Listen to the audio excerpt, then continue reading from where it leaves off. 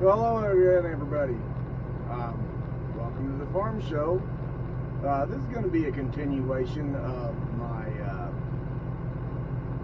How to Start Farming series.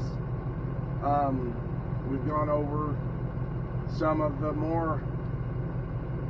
stuff I'm not necessarily, don't feel like I'm that comfortable talking about. Some of the stuff I need to learn about.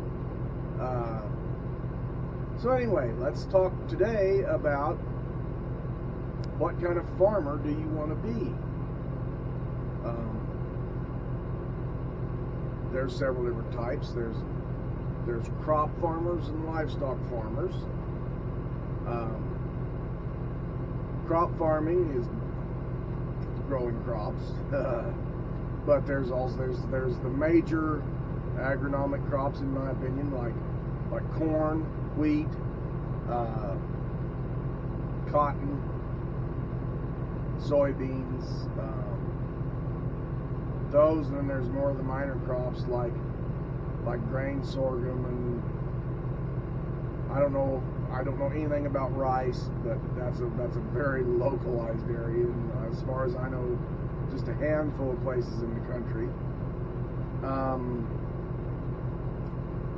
And then like produce and fruits and vegetables, and I don't know anything about those, so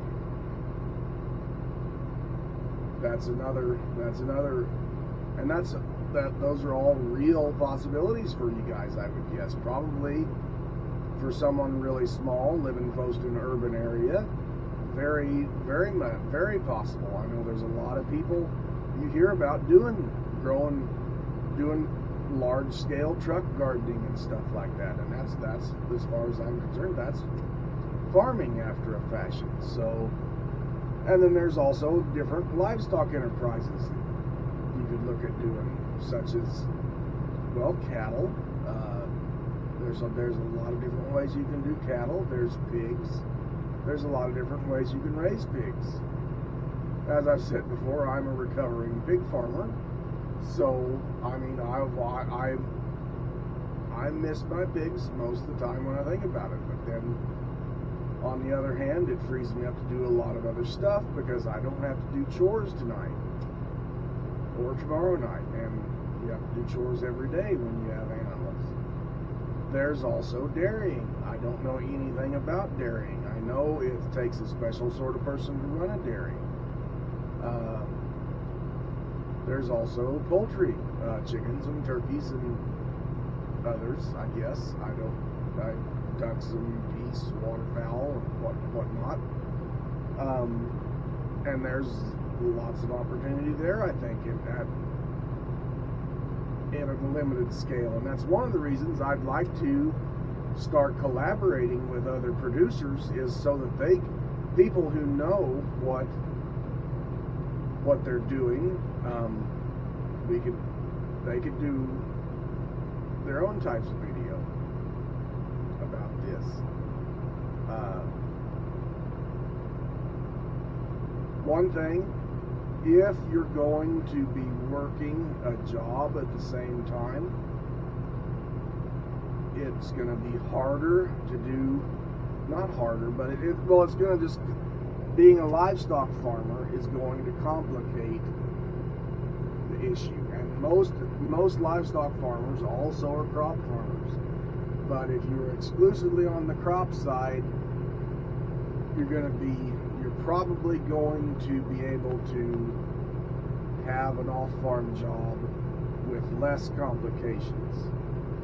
So that, because you'll have more leeway on your time. There's not going to be a requirement that you must meet these chores. You're going to have to be there to do your chores, or arrange to have your chores done for you. So that's one way to look at it. Do you have the time to incorporate a livestock enterprise into your farm? Or if you don't, or has your farm gotten big enough that you think you might be able to quit your in-town job if you did add a livestock enterprise, because the livestock enterprise has the potential to raise the value of the crops you're growing, like your corn. And your corn, you can turn that into feed for cattle, hogs, chickens, or whatever, and you can, that will let you get more for your crops when you market them as meat, hopefully. So anyway, just another something for you guys to think about. Be sure to like and subscribe, and thanks for watching the Farm Show. Have a great day. Bye-bye.